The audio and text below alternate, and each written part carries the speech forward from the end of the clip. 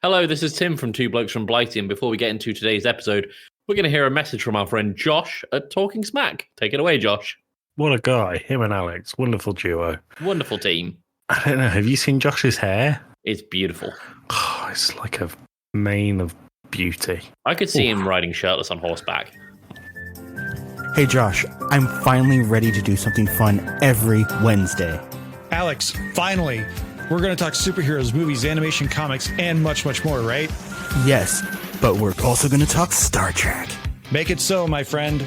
Catch Talking Smack every Wednesday on your podcatcher of choice.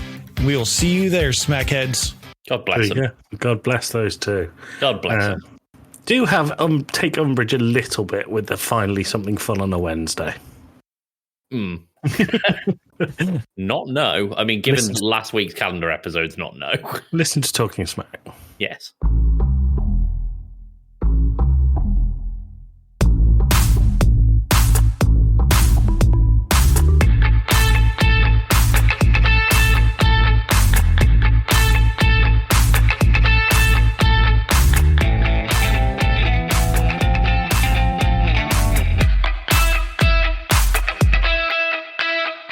He wears his heart safety pin to his backpack. His backpack is all that he knows. Shot down by strangers whose glances can cripple the heart and devour the soul. Why do Welcome I know back that? to a very miserable Two Blokes from Blighty. That was the used Bird and the Worm. Oh, yes, of course it is. You've heard him already. My name's Joey Fitz. I am joined by the sexy Tim Fitzgerald. I'm not feeling sexy. I've still got a cough. How are you feeling, Tim? Wheezy. So you might have to forgive me if I have to hack up some shit. So, ladies, if you like your men wheezy, it's easy being Tim. It ain't Fitzy. It ain't easy being wheezy. Tim, we always start in the same way, and that is with a pub quiz question of the week. Pub quiz question of the week. Not a jingle, that's a sound effect at best. What we have there is a fucking jingle, Tim. Pub quiz question of the week. Joey, what's a group of pandas called? A group of pandas. It's got a name. A smattering of pandas. It's not a smattering of pandas, but I'll give you one more guess if you want, and we can come back to the end of the episode. I mean, I don't know, so it would be fruitless me guessing, but I will guess. A spot of pandas. No, but that's cool. I like that one. Okay, fair enough. Most useless animal. But one of the most fun. They're always such happy, stupid guys. The species refuses to fuck in order to survive. It's the demonstration of natural selection. Hey, they're still here. I don't think they would be had we not intervened. Really? I don't think they would. Well, they're fun. They do forward rolls and look happy. Tim, we're recording this the day that the last episode came out, so the 9th of October. We're recording this on the most miserable day of the year. Mm-hmm. If that doesn't make sense, then go back and listen to last week. Tim, what day is this coming out? Unfortunately, we know that it's a Wednesday. However, spirits are about to be lifted by a banger jingle. Is it Wednesday? Tim and Joey talking loud. Holidays that make them proud. Calendar check every week. Which day holds the key? Valentine's is on a pivot. Christmas Eve sometimes hits it. New Year's Eve can be found smiling on a Wednesday round. It is Wednesday, my dudes. Time to shake the mood. Celebrate whatever's there. Make the middle week a fair. That's Celebrate such a whatever good one. something to make the middle of the week appear. Such a good AI jingle. generation at its finest. My phone got an AI update, and now I can draw stuff on pictures, and it'll look like it's actually in the picture. I hate all of that. So, Tim, we have some months where the days just seem like there's nothing on them, but there's loads of options in October. There's a lot. Get ready. I'm ready. Number 1, support your local Chamber of Commerce week day. That's a lot. No thanks. Hagfish Day. What fish day? Hagfish. What's a hagfish? Searching Google, they're pretty lovely looking things. I've just caught a glimpse of myself in the webcam and realised I look a bit like Queso with my beard in the hood. No comment. Hagfish. Oh, they're like a spirally, snaky looking thing. Yeah. They're cool. They look a bit like a slug with a snake mix. They're the only creature on Earth that has a skull but no vertebral column. It's really interesting. There you go. Are those our days? Nope. National Bosses Day. Okay. This guy, Joey's. I'm the boss. National Dictionary Day. Does that count? That's all of the days. No, National Dictionary Day. Okay. Department Store Day. Does that need a day? I don't know. National Liqueur Day. Liqueurs? Yes. I can get behind that. Bra Day USA. Sure, yeah. Boulder holders. Yep. National Food Bank Week. That's important. That one is very important. National Sports Day. Oh, I dreaded that at school. That was always in the summer, though. It's October. Yeah. And then National Fossil Day. That one's kind of cool. It's kind of cool. I'm going to go with Food Bank Week. And you know what? We're going to do something nice to the community. If you can, donate some food. Where to? Local food bank, local food depository. Nice. Yeah. We're going to do something nice this week as a community. Are you going to donate? I'll find something to donate. It's got to be good. You might want to cut all of that out. Nah, it'll be fine. Seems quite ignorant, if you ask me. It'll be fine. It's all right. We're getting to the jokes bit soon. I'll ask you to cut something out for me, so we'll have one each. Great. Good. So we're going for Food Bank Day. Yeah, Food Bank Day. Well, it's Food Bank Week, but yeah, that's fine. That'll cover us for a week. Nice. Good. Well done, Tim. That's lovely and wholesome. Tim. Namaste. No, Food Bank Day. Let's just do jokes. Let's get into it. Yeah, let's knock jokes out of the way.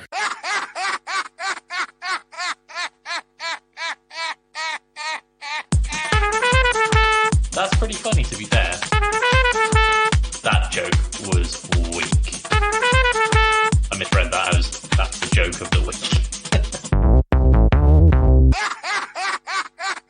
Oh yeah, it cuts off now, and I don't really know why. No, I don't either.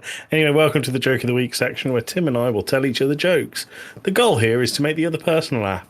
The person who is receiving the joke will try not to laugh, but if one of us breaks and does laugh, that joke is deemed the Joke of the Week, and the section is over. Tim, I have 9 jokes. 1, 2, 3, 4, 5, 6, 7, 8, 9, 10. I guess you go first. Great. I love my furniture. My recliner and I go way back. Really far back. Yep. Why do dolphins sing off key? Why? Because you can't tune a fish. Sure. They're mammals, but it's a it's a joke. It's something. It's a joke. My wife complains that I never buy her flowers. I didn't even know she sold flowers.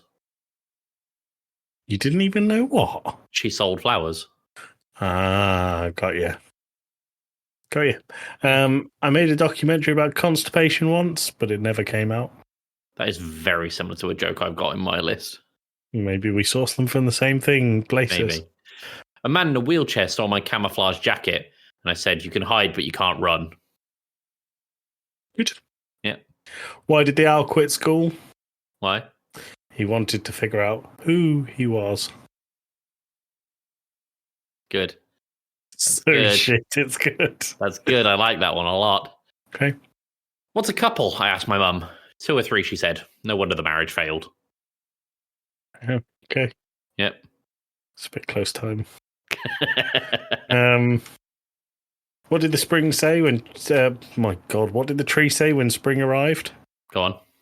What a relief. Yep. I could see that being in some sort of nature pamphlet. I appreciate that one. I met the guy that invented windowsills the other day. What a ledge. Yeah, very good. Yeah. 2 kittens had an argument. It ended in a catastrophe. Not as good as the tree one. Okay. No. I tried to steal this guy's fence the other day, and he came out running, shouting, "Oh, you stink." And I said, "That's harsh." And he goes, "Well, there's no need to take offense." Good. Yeah. A horse goes into a restaurant and the host says, "Hey!" And the horse replies, "You read my mind." That's good. That's I really know that good. you really like the dumb ones, so I've gone for quite innocent but dumb ones. I love stupid humor. I made a playlist for going on hikes. It's got the Cranberries, Eminem, Peanut, Johnny Cashew. I call it my trail mix. I like that. That's good. Right? How do birds learn to fly? Dunno. They just wing it. That's good. That's good. You know what they say about bin men?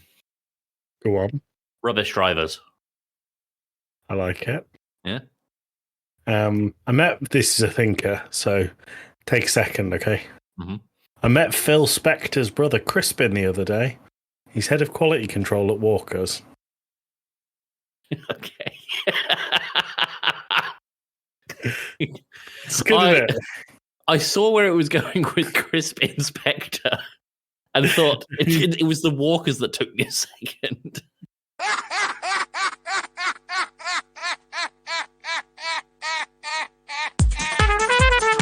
That's pretty funny, to be fair. That joke was weak. I misread that as that's the joke of the week.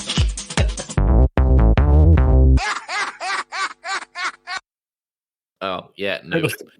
Every time Tim goes to dab at the end and It's not there now. It doesn't hit. So, Tim, I had this whole idea that you would get to the end of the Joke of the Week section, which, by the way, the Joke of the Week is, I met Phil Spector's brother Crispin the other day. He's the head of quality control at Walker's.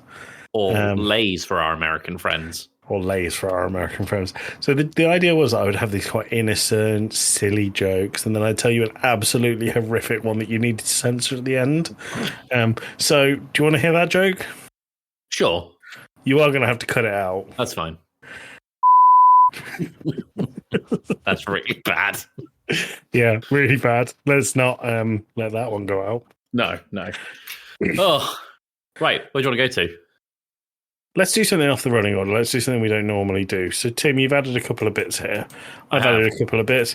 Let's talk about the worst Tamagotchi. Right, yes. I went out for a drive the other day, and we went to this garden centre, and I saw a thing at the end by the tills called Cyber Pet, which was basically an old school Tamagotchi. And I've been saying that I want an old school Tamagotchi for ages. You know, like the old little liquid crystal display, with the 4 buttons. It might be the worst purchase I've made all year. Why?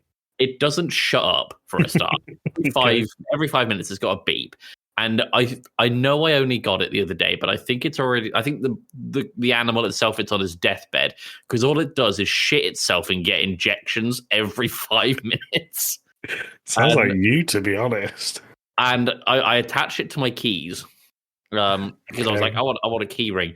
And on the train this morning at like 6 a.m, it was going like beep beep beep beep beep. Beep. I was like, it's shit itself, or it needs morphine or something.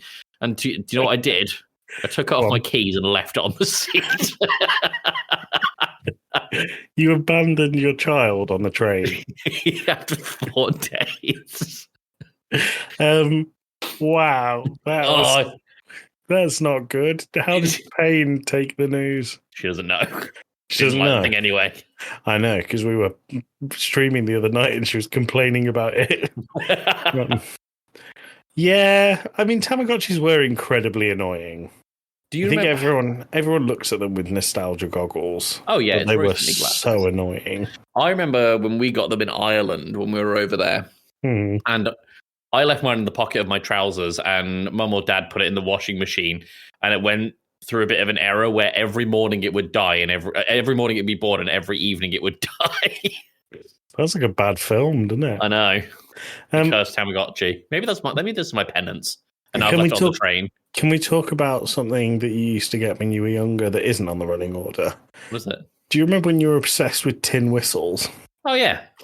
Do you remember how you lost the tin whistle on our family holiday? Yeah. We were riding on a canal boat, and I was playing it on the roof, and Dad accidentally hit the wall, and it fell out my hand, and it went in the water. And so our grandma's Hold on. Before we get to this bit, that was day 3 of a 5-day holiday, and all we heard for the whole first 3 days was the song "I'll Tell Me Ma" Yeah. on the fucking tin whistle. We just heard, and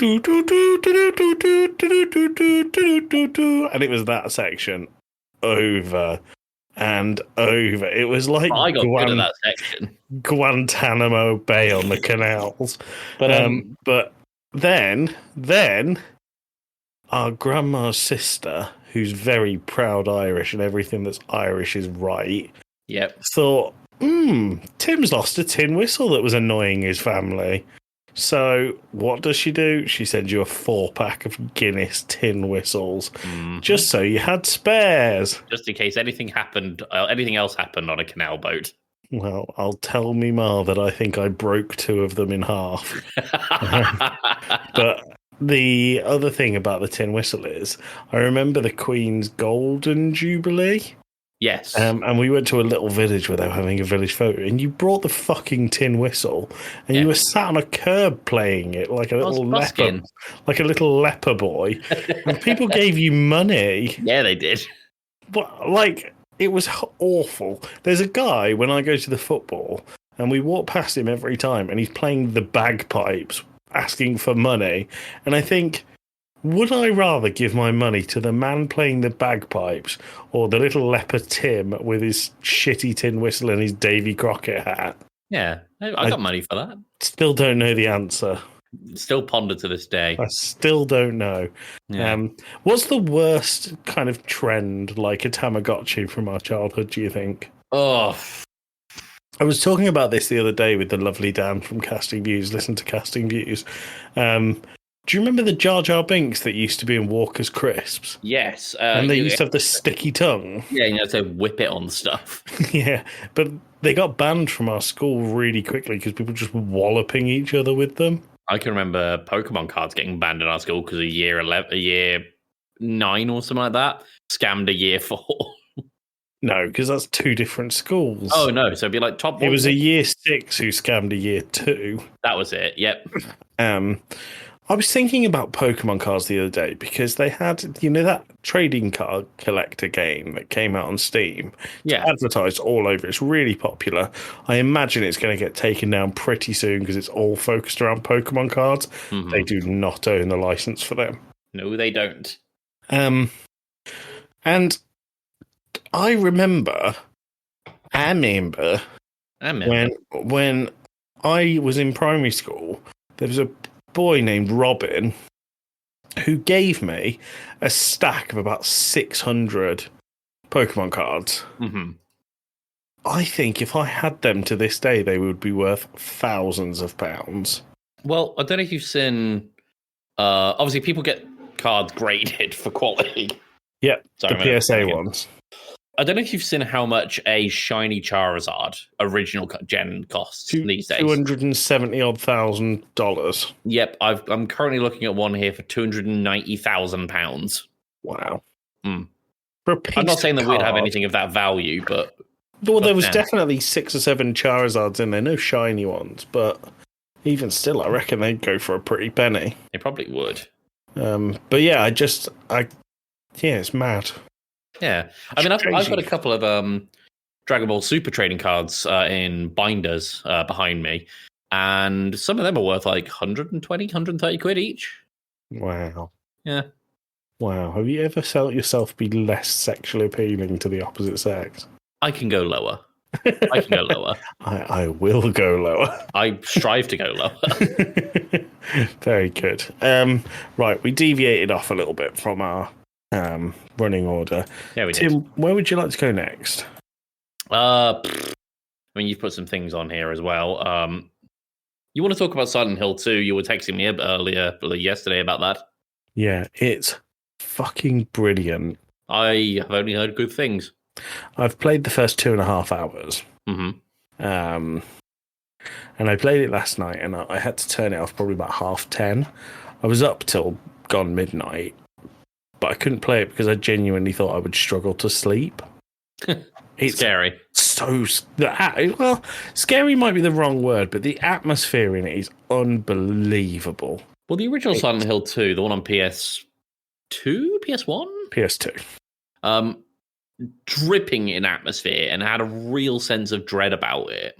Yeah. Yeah, well, this has a massive sense of dread, and I really thought, because the whole shtick and the visual appeal of Silent Hill 2 is they had this like wall of fog around everywhere that you went because of the graphical limitations at the time. Mhm. They couldn't make graphics that would show enough of the city, so they just thought, oh, we'll just shroud it in fog. And I thought, well, they don't have that limitation now, so what's it going to be like? They've done it so well, and they've changed. I've played the first probably 3/4 of Silent Hill 2. I don't know why I stopped. Something else must have came out, and my brain just didn't allow me to focus on two things at once. But Sure. They've changed bits of it, so it doesn't feel like if you pick it up and you've played the first, the original, that you would know exactly where to go. But the story beats are the same. So I'm just blown away by it so far. It's just dripping in atmosphere. It's genuinely immersive and unsettling, and it's just so well done. It's about Thoroughly time recommend someone it. skipped it again, though. Yeah, I agree. It's been pretty tame for a little while. Yeah, it has. But yeah, so that's Silent Hill 2. I thoroughly recommend it, and I would like to do a full episode on it at some point. Pop on the list. We get it done. We'll get it done. Is there One day. one day? Wink. Wink. Yeah. Right, Tim. Yep. Let's talk about our movie. Oh yeah. Well, I haven't added the movie jingle onto the thing, so can you sing it?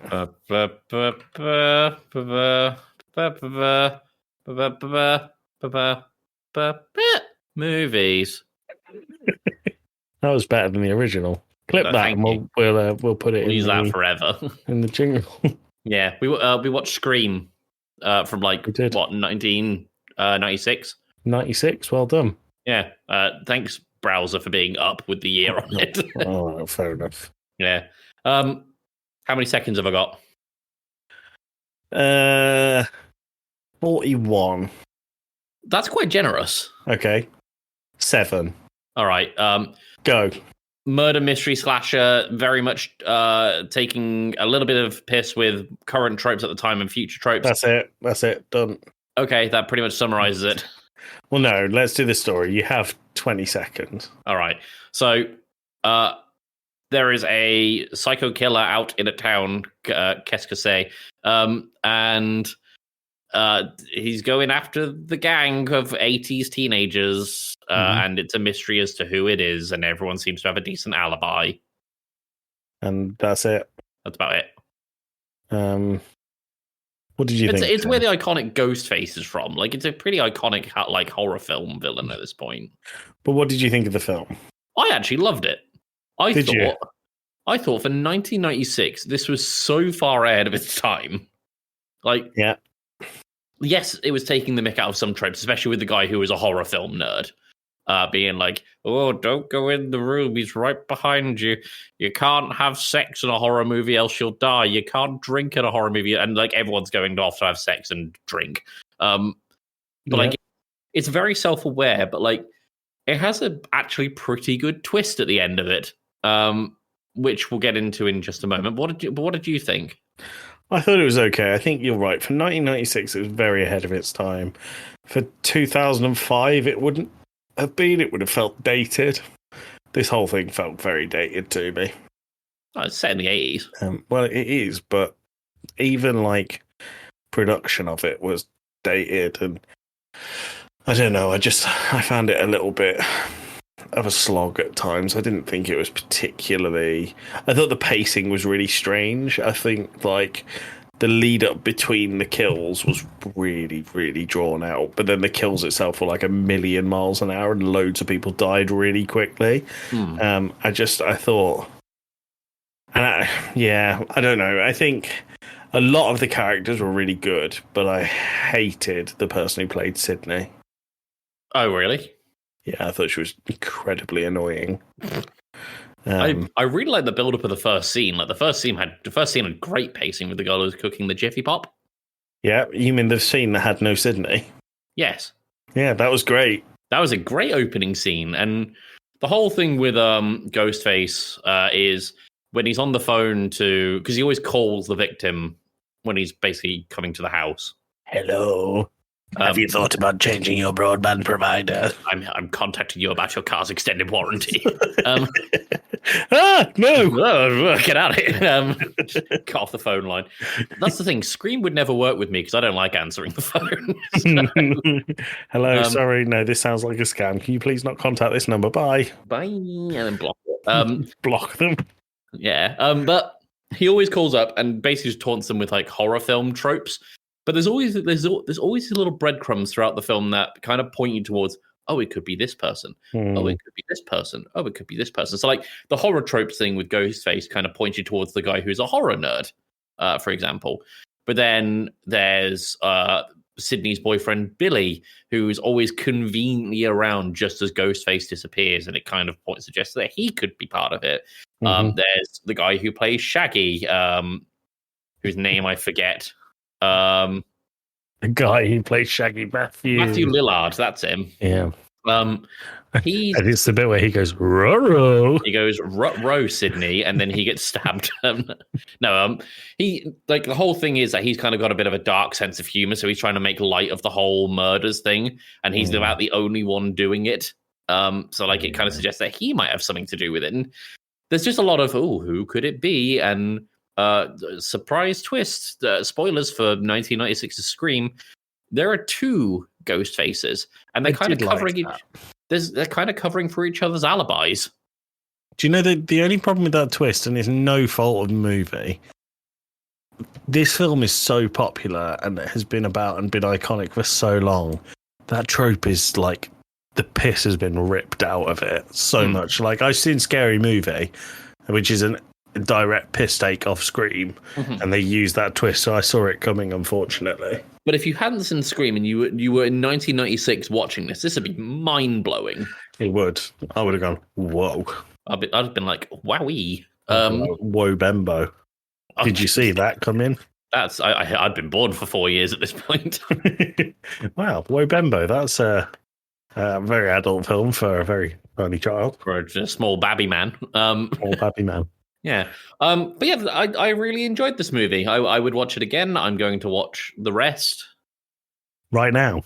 Not right now. We have a podcast to do. Fuck, I forgot I meant to do a bloody thing, aren't I? What are you meant to do? I meant to choose one for you. Oh, yeah. Scream 2 or something. No, I don't want to do Scream 2. I didn't enjoy Scream 1. Yeah. Hold on. We're going to do an old favourite. So, Tim. Yeah. Choose a number between 1 and, oh my God, 10. 3. Oh, God. What have we got? We're watching The Platform 2. Is it like Platform 2, like a train station 2, or? Have you not seen The Platform? No. Okay, well, I'll give you a quick rundown of what The Platform is. The Platform is a film about a prison that takes place over X amount of levels. And there's something like, I can't remember whether it's 150 or 500 levels. And the platform comes from the top and goes to the bottom every day. And it's stacked with food at the top. And there are 2 prisoners per level. And it basically slowly goes down throughout all the levels. And the point is that the people who are at the very top get lots of food and are really gluttonous. And the people that are at the bottom get left with absolutely nothing and could die. I feel like the sweet spot is right around level 50. No, I feel like the sweet spot for, like, if it was me, level 1. Well, like, I'd have my pick. Surely Platform 2 is also pretty 2 good. would be fine. 2 would be fine. But the thing is, the film's okay. It's an interesting idea. I have no fucking idea how they're going to expand on it on the Platform 2, but I guess we'll see. The platform now goes side to side. Whoa. It's like a dumb waiter. But yeah, so that's what we're watching. Great. You chose it. I mean, the choices were not good this week. You could have got a documentary about the Menendez brothers. Why do I know that name? They're Eric and Lyle Menendez are 2 brothers that shot their parents dead. Oh, yes. Yep. You could have had the Whitney Houston story, I Want to Dance with Somebody. Okay. You could have had Violent Night, which is Santa. You could have had Miss Peregrine's Home for Peculiar Children. I've seen that one. It's not good. You could have had Trolls. That's meant to be pretty good, that one. Thank God we missed that one. The House with Will Ferrell. William Ferrell. It's What's Inside. I don't know what that is. Something called She Said. I don't know what that is. Yeah. And The International. I've heard The International's pretty good. I mean, none of them sound brilliant. Yeah. Apart from, so the Menendez Brothers one is a documentary, but there's a TV series called Monsters, which I'm watching, which is very good. I would recommend that to you. All right. It's good. It's all about their backstory, and they get arrested in the first or second episode. It's 9 episodes long, and it's all about why they did it and their defense, and they get represented by Robert Shapiro at some point, but they fire him because they don't think he's good enough. And it's an interesting story. Very well told. Very unsettling. How are you getting on with the bear? Pretty good. We're up to the hour-long stressy episode that I've been warned about. 5 fishes? 5 fishes. How are you finding it? We haven't started it yet. We're starting it tomorrow. Are you strapping yourself in and getting ready? I'm having a coffee to calm down. Yeah, you'll need it. It's I mean, you could inject adrenaline directly into your eyeballs and still need to calm down and still not be hyped up enough for how stressful that episode is. It's just wild, is it? I lost my analogy halfway through that. I know what you were trying to say. I think you were more referring to you need Xanax and you still wouldn't be calm enough. I'm not sure that I know what I was talking about, so if you do, well done. Professional interpreter. Something like that. Tim. Yep. While we're talking about movies. Yeah. Robbie Williams. I've put him on the old running order. So Robbie Williams, for those of you who don't know, is a pop singer who was in Take That. Surely you know who fucking Robbie Williams is. Yeah. He does. And through it all. Yeah. He offers you protection, a lot of love and affection. Whether he's right or wrong. I really can't stand the thought of listening to Robbie Williams. I don't think I'd turn it off. That song, no. That song's a banger. There are a few really good songs that he's done. Well, he's a pop singer, and pop is by its design to be formulaically approved. So they're doing a movie about Robbie Williams' life. Okay. A biopic, right? I really hope it's like the David Brent movie. Maybe, but there is one small thing that they've changed. What's that? The character of Robbie Williams is a monkey throughout the whole show, the whole film. Why? He's just a monkey. He's a little chimp man. No, he's not even a little chimp man. He's a human-sized chimp man that is acting and speaking like a person, but he's a monkey. That can't be real. I'm looking at no, it's real. Deadly serious. Robbie... Is it on IMDb? Well, yeah, probably. Better Man? Is that the one? I think so. Yep, sure enough, there he is as a big monkey. Why? I don't know. That's very confusing. I don't understand why they've gone for that decision. The thing is, if you watch the trailer, it doesn't look that bad. It doesn't look bad. The monkey's a little bit Gollum-esque, but it doesn't look bad. It starts off, the trailer, and it starts off with him saying, I know what you're thinking. What's with the monkey? So basically the reason is, in the trailer, he says, I've always seen myself as a little less evolved. So he's a monkey. Right, okay. But it looks mental. Well, it's directed by Michael Gracie, who did The Greatest Showman. So... Oh, I guess I won't watch it then. Never make me watch that, Tim, please. All right. We'll go back to Cats before we do that. I genuinely would rather go back to Cats. But I think I might watch it. Yeah, no, it looks interesting. It looks really good. Yeah. I don't know. Like I said, I don't know why they've gone with the monkey, but I'll go and look. I think what I'm going to do for the rest of this season is every single intro that we do, I'm just going to make it Robbie Williams. Yeah, we'll just find a different Robbie Williams track. Yeah, also the trailer finishes with the monkey shouting "fuck off, Glenn," which I quite like. Pretty good. Yeah, there you go. Just thought you might find that interesting. It is interesting. Right, Tim. Yeah.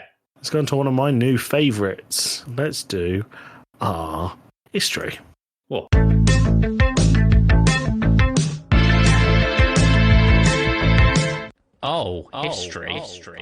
History. History. Oh, it's history. So History. Show some fucking respect. You got a question? To the history section. Ah, okay. Well, have you ever heard of a guy called David Hahn? No. Okay. This is going to make this a lot more fun if you haven't heard of him. Right. The name sounds vaguely familiar, but I think I would have no idea. Okay. Well, for the audience, I'm going to call this a slightly longer one because there's a lot of details and I tried to trim a lot of this down. We might need to do it over 2. We're already at 40 minutes here. Tim. Yeah. I'll see what I can do here to try and get this all in one. But if we need to do 2, we need to do 2. So, born on October 30th, 1976, he lives with his dad and his stepmother, and he spends weekends with his biological mother. Normal kid, played baseball, played football, joined the Scouts, went out with friends. But this all changed when his grandfather, for his birthday, gave him the Golden Book of Chemistry experiments. Okay. I like where this is going. So, it gave instructions on how to set up small experiments covering things like simple evaporation and filtration, all the way through to creating alcohol. Right? Okay. Now, David became obsessed with chemistry, and by age 12, he was reading chemistry books at a college level and could often be found at home having fallen asleep reading books. Okay. Now, in his father's house, he set up a lab in his bedroom, buying beakers and Bunsen burners and what have you, just doing little experiments in his room. By age 14, David had fabricated nitroglycerin. Okay, cool. So David's a smart guy. Well, according to his teachers, he was amazing when it came to science, but just did not give a shit about anything else. I think that's fair. Yeah. But nitroglycerin, for those who don't know, is an active ingredient in explosives, mostly dynamite, which is used in construction, demolition, and mining explosions. Mm-hmm. While his parents were impressed with his development, they were also concerned about the number of chemical spills and explosions coming from his room. You would be. You would be. So one day, after his bedroom was destroyed, Okay. his dad banished the experiments to the basement. Where the house isn't propped up. Correct. Okay, good. So they moved the explosions from above them to below them. Okay, right. Cool. Yeah, that makes sense. Great. Now, David, reportedly, absolutely loved this because he had more room to work with and he would take on jobs after school to fund his experiments. And David made it his goal in life to collect a sample of everything on the periodic table. Okay. Now, David didn't have many friends, but he did have a girlfriend called Heather. I wonder why he didn't have many friends. Well, he had a girlfriend, and he was invited to attend a family wedding of theirs, but the girlfriend's mother had to beg him to not talk to guests about the chemical composition of food. Okay, I like it. Sure. David's experiments often continued, but often resulted in failure, and he turned up at one scout meeting with a bright orange face following an overdose of canafalaxine, which is an active ingredient in tanning solutions. Oh my god. Okay, cool. His parents eventually decided to lock the basement I've missed out a sentence here. On one scouting trip, David's scout mates once blew a hole in a tent after they set fire to a pile of magnesium that David had bought on the trip in order to make fireworks. I don't go anywhere without A big old pile of magnesium. His parents decided to lock the basement while they were out, no matter how short the errand, after concerns that he would destroy the house. Okay. So, one night, while his parents were watching TV, the house was rocked by an explosion from the basement. Mhm. His parents went downstairs, the dad and the stepmom went downstairs and found him semi-conscious with smoking eyebrows. Wow. Okay. Turns out he didn't know that red phosphorus was capable of igniting in the air. Red phosphorus is what's on match heads. Okay. And for those who have seen Breaking Bad, do you remember in season 1 where he's cooking, he's showing those two gangsters how to cook, Yeah. and he throws red phosphorus in the boiling water and it kills one and poisons another? Yeah. That stuff. That's what exploded. Okay. because he was pulverizing them with a screwdriver in a bowl. Okay, David Hahn sounds like a fun guy. He's a very fun teenager at this point. Keep in mind, he's still about 12 or 13 here. Okay. He had to go to the hospital to have his eyes flushed, and he spent the next 11 months having to go back to routine hospital checks to have plastic from the bowl removed from his eyes and face. Right? Okay. Now, at this Once point, again, sorry, I'd like to reiterate, I wonder why he doesn't have loads of friends. At this point, the father and stepmother put their foot down and demanded the experiments stop, and they'd do routine searches of the house for like chemicals and lab equipment. Okay. So the mother, however, was unaware of all of this, despite spending weekends with him. Oh, okay. So he instead moved the experiments to the potting shed at his mom's house. Wait, Now- sorry, have you told us when this was? So he was born in 1976. Okay, cool. So we're in the So- 80s. About this point, yeah. Okay. Now, his mother thought it was strange that he would wear a gas mask and throw his clothes out and leave the potting shed at 2 a.m. But she figured that he, and I'm quoting here, knew science. So I like it. his mom knew that the experiments were something energy related because David would constantly talk about how the country was going to run out of oil and he wanted to do something about it. His dad, however, thought he lacked discipline. So he signed him up to the Scouts. Sorry, Right. at what point do you think he decided he lacked discipline? Was it when he started reading the chemistry book or when he was constantly having to go back to the hospital to pick plastic bowl out of his face? Probably the latter bit. Now, he wanted specifically David to become an Eagle Scout. Now, there's a Scout in America and there's an Eagle Scout, which is where you've got like so many badges. Some of these badges are mandatory, like first aid, survival, whatever. But then there's some that are completely optional, like business studies and woodwork and cooking and animal studies. David wanted a badge for atomic energy. Wow. Right. Okay, cool. So David put together a pamphlet as a part of a presentation. It was very pro-nuclear, and he put it together with the assistance of the Westinghouse Electric, the American Nuclear Society, and the Edison Electrical Group, which was a trade union of utility companies, some of which ran nuclear power plants. Right? Okay. He said in his pamphlet, he said that nuclear energy protesters were from a long line of naysayers. He was awarded a badge at age 14.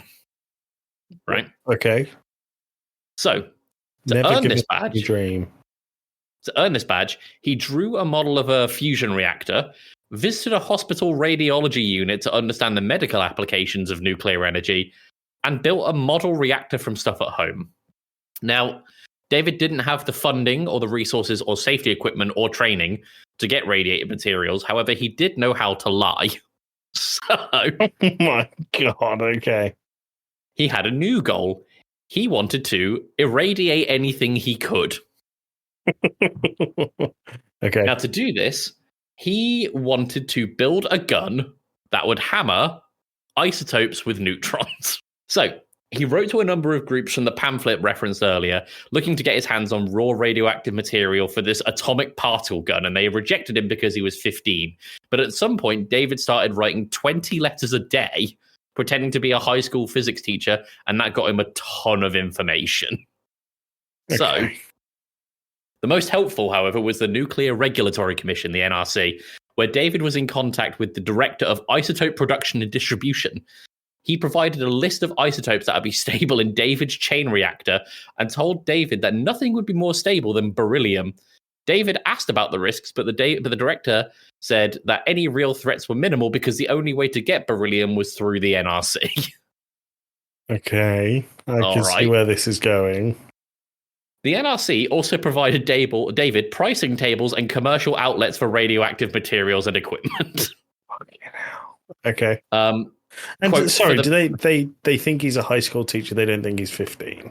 Correct. And they said it was for the benefit of eager students. Okay. In Of which he particular- was. He was a very eager student. So, in particular, immersium was one resource that was noted. And thanks to the data from the NRC, David discovered that this could be found in smoke detectors. Some of the other substances on the list could be found in glow-in-the-dark clocks and crockery, if you remember when they were painted with radiated paint, as well as some gas lamps. We'll come back to these later. Okay, cool. David reached out to smoke detector companies saying that he needed a lot of smoke detectors for a school project. Okay. He's building the world's biggest smoke detector. Yeah, you do be detecting. One company agreed to sell him 100 for $100, $1 a piece. Okay. Unsure exactly of where the radioactive material was in the device, he phoned up the company, and customer service just told him where to find the radioactive material in the device. That seems irresponsible. It is. What's even more irresponsible is David then extracted the radioactive material from the smoke detectors and welded them together with a blowtorch. Okay. He then placed this in a hollowed out piece of lead with a pinhole in the end, allowing the alpha rays to escape, thus creating the radiation gun. Now, David thought that uranium-235, which is used in atomic weapons, would have the biggest reaction to his experiments. So he spent a lot of time driving around with a Geiger counter strapped to his car looking for, quote, hot rocks. Can I ask a question? Yeah. That I think should be obvious. Mm-hmm. David's dead now, right? No, he is still around. Wow. Okay, David's parents are dead, right? They're definitely dead. Okay, cool. Carry on. Now, he couldn't find any hot rocks, so he reached out to a Czechoslovakian firm that sold uranium, but to universities specifically. David then pretended to be a professor. And he was sent uranium, and David started to hit the uranium with a hammer, hoping to isolate the isotope. He then wanted to try nitric acid, but because it was used in the manufacture of explosives, it was under lock and key. So, being a chemistry buff, if you can't buy the nitric acid, you just make it. Okay. So, David then poured this through a coffee filter to try and filter out the uranium, but due to a miscalculation, it basically just left a bunch of stuff in the coffee filter and the uranium was useless. Can I just say, I like David a lot less the more you tell me about him. Oh, he's going to get more fun. Okay. He then turned his attention to thorium, which he knew from the pamphlet that he wrote could be found in gas lanterns. So he bought thousands and thousands and thousands of gas lanterns. And he would remove the lithium battery where the thorium was found and then burn the gas lamps to ash with a blowtorch and then return them. Return them? He would return them to get the money back, being like, this one failed. For thousands of them? Thousands of them. Right? Surely that's easily spottable. You would think. But he read in a book that he could cut into the batteries for these gas burner lamps, remove the thorium element, and then put it in a ball of foil and then heat this with a Bunsen burner. So he did that, and he successfully created thorium that was 9,000 times as pure as the thorium found in nature. Oh my God, okay. Yep. David then began going to antique clock stores to look for glowing clock faces and old car dashboards to look for glow-in-the-dark instruments. When driving with his girlfriend to see his girlfriend one day, his Geiger counter spiked as he drove past an antique store, and he bought a clock in there for $10. Inside the clock, he found a vial of radiated paint. Just basically ready there as a top-up. He then later obtained some barium sulfate from the hospital's local radiology ward because he asked for it and they remembered him when he was a scout. Oh my God. Yeah, no problem. Just have all this radiation. Just enjoy. Just enjoy it. So, working with the thorium and the radiated paint and the barium sulfate, his experiments began to glow. David, you're glowing. Now, he had a friend at a local community college who was attending a college, and he had his friend steal the last ingredient that he needed for the gun for this college. However, the reactions weren't as potent as he expected. So he then once again started posing as a university professor and wrote to the nuclear radiation committee, who we referenced earlier, who advised that the neutrons were too fast for the uranium to react to. Right. What was recommended was to use tritium, which was another nuclear compound. However, it was later discovered that water, like tap water, would have also done the same thing. Okay, fair enough. Sure.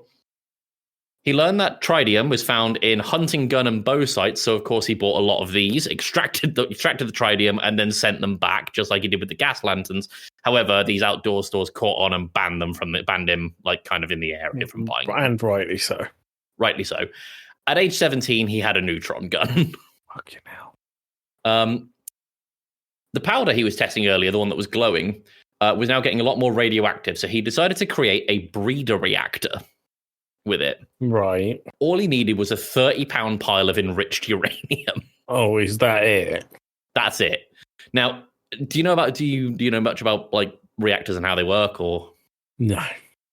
Okay. So I looked for an explain like I'm 5 explanation on this because I don't either. And the best explanation I saw was, imagine you're driving a car that's half full on fuel, and when you finish your journey, it's completely full. So it essentially generates the electricity and the fuel itself. Okay. Sure. Now, scientists originally thought that this was the solution to America's energy problem. They ran 2 tests. The first one successfully produced electricity but didn't produce the fuel, so it was deemed a failure. The second one had a complete core meltdown.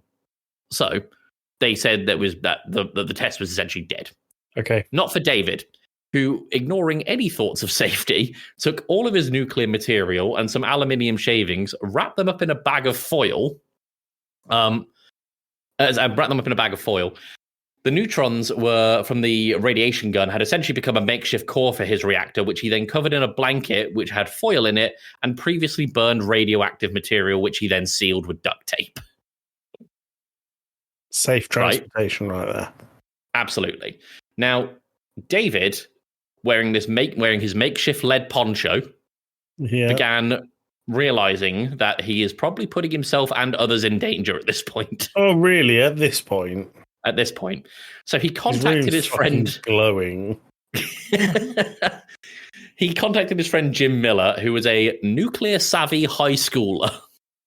Right? Jim warned him about control rods being used to regulate temperatures of cores and that he should be using cobalt, but also he shouldn't be doing this at all. Jim sounds like he's got a head on his shoulders. This information came directly from Jim when he told reporters 6 years after the event, where he at his job where he works as a cook at Burger King. So David bought cobalt drill bits and arranged them in the blanket. However, this didn't help, as this was now amplifying the radiation, and his Geiger counter was now picking up radiation from 5 doors away. Tim, I hate David. Well, we haven't got long left on his story. Okay. So he decided it would be a good idea to dismantle this reactor. Really? I can really think of 1 or 2 reasons that you should keep it. Sounds so good and safe. So he took some parts and placed them in a shoebox that he hid under his bed. He left some in the potting shed, and he put the rest in the boot of his car, or the trunk of the car. Okay. Now, sometime in August, the police were called to the street by neighbors who were reporting that someone was on the street stealing tires at about 2 a.m. Mm-hmm. When the police arrived, who this would be. When the police arrived, David was there saying that he was meeting a friend. Police searched the car and found a toolbox that had been padlocked and duct taped. But the other things that they found were 50 foil-wrapped cubes of mysterious grey powder, small discs, cylindrical metal equipment, lantern mantles from the gas lanterns mentioned earlier, mercury switches, various ores, fireworks, vacuum tubes, and assorted chemicals and acids. David sounds very intelligent and very fucking stupid at the same time.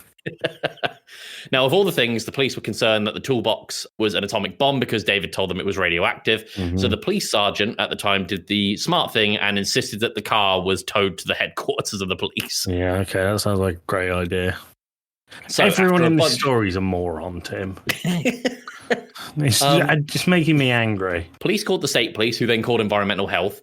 And after it was found not to be an atomic bomb, the bad news of this, though, was that the amount of radiation here and the types of radiation triggered the Federal Radiative Emergency Response Plan, which resulted in a phone tree consisting of local police, state police, the DOE, the EPA, the FBI, and the NRC.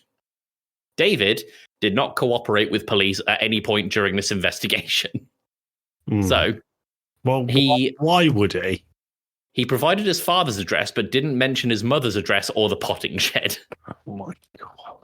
On Thanksgiving, which, keep in mind, is 3 months later, he finally disclosed the backyard lab. David told the interviewer that he was aiming to produce thorium that would help with energy production so that he could earn his Eagle Scout badge. Sake. The shed was examined on December 29th, so another month later, and it was determined there was an excessive amount of radiation inside, about 1,000 times the normal background radiation levels. Police had taken so long to identify the shed that the mother had already thrown out most of what she found in the shed. This included the neutron gun, radium, and pellets of thorium that were more active than the shed, that they were more active than the radiation left in the shed when the Department of Public Health examined it. So she's just thrown those out into the garbage. Everyone's an idiot, and it makes me annoyed. So eventually the EPA, the Environmental Protection Agency, stepped in, and after 5 months, they ended up doing a site cleanup that cost $60,000, which is cheaper than I would have thought. After the lab was destroyed and taken away and entombed in Salt Lake, Utah, David wound up in a severe depression.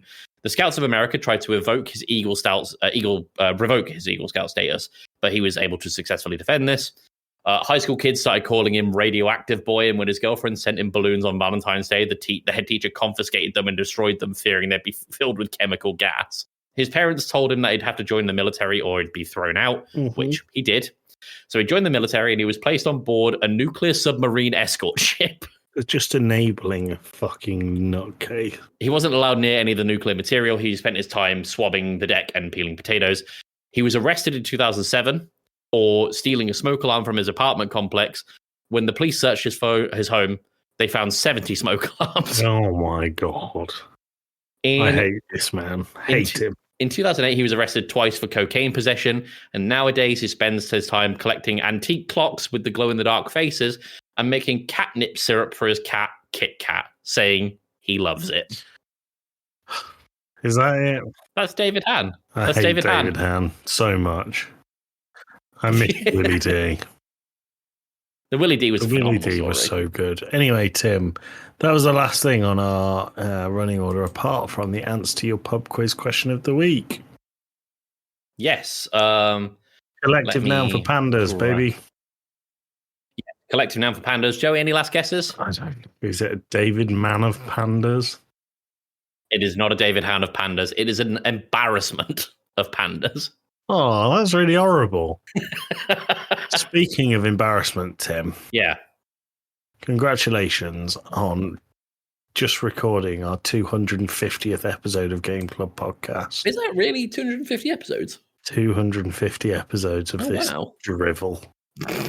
Amazing. Put a lot of time into it. That's more than 10 solid days worth of work overall. 10 solid days where you can hear Tim and I and other hosts talk about games, talk about shitting on toilet seats, talk about anime, talk about all kinds of things. And we finished it with a bellend who loves radiation. Tim, anything you want to say before we do our Discord, Podbat User of the Week? Don't buy radiation, folks, unless you're qualified. Well, not really what I was expecting. Podcast of the week is Seismic Cinema. Up the Seismic Cinema. Go listen to them. Really good. Big fans. Very big fans. And I guess we'll see you next time. Yep. See you next week, everyone. Take that, you bastards. Take that, you bastards. Let's never talk about David Hahn again. Bye. Bye. Oh, yeah, I have to stop it now, don't I? Yeah, you do.